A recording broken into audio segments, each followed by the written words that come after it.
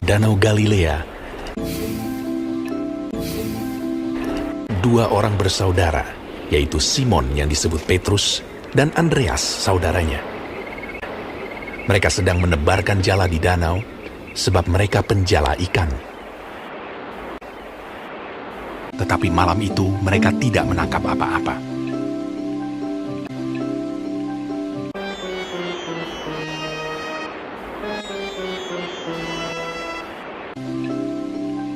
Ketika hari mulai siang,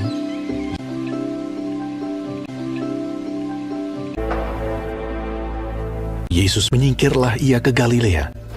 Ia meninggalkan Nazaret dan diam di Kapernaum di tepi danau di daerah Zebulon dan Naftali. Pada suatu kali Yesus berdiri di pantai danau Genesaret, sedang orang banyak mengerumuni dia hendak mendengarkan firman Allah. Ia melihat dua perahu di tepi pantai.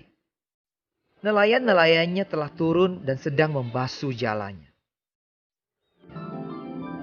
Ia naik ke dalam salah satu perahu itu, yaitu perahu Simon, dan menyuruh dia supaya menolakkan perahunya sedikit jauh dari pantai. Lalu ia duduk dan mengajar orang banyak dari atas perahu. Setelah selesai berbicara, ia berkata kepada Simon, "Bertolaklah ke tempat yang dalam, dan tebarkanlah jalamu untuk menangkap ikan." Simon menjawab, "Guru, telah sepanjang malam kami bekerja keras dan kami tidak menangkap apa-apa.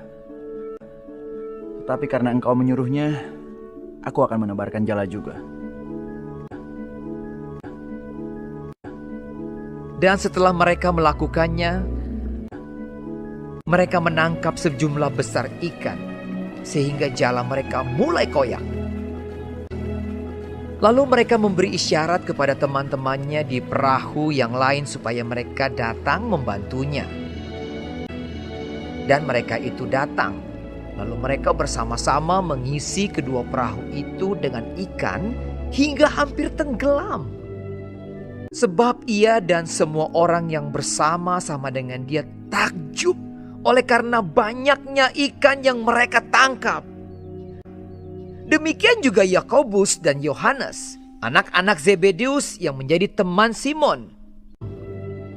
Ketika Simon Petrus melihat hal itu, ia pun tersungkur di depan Yesus dan berkata, "Tuhan, pergilah daripadaku, karena aku ini seorang berdosa." Kata Yesus kepada Simon, "Jangan takut. Mulai dari sekarang, engkau akan menjala manusia." Dan sesudah mereka menghela perahu-perahunya ke darat, Lalu mereka pun segera meninggalkan jalannya dan mengikuti dia. mereka pun meninggalkan segala sesuatu, lalu mengikut Yesus. Dua orang bersaudara, yaitu Simon yang disebut Petrus dan Andreas saudaranya, Yakobus anak Zebedeus dan Yohanes saudaranya.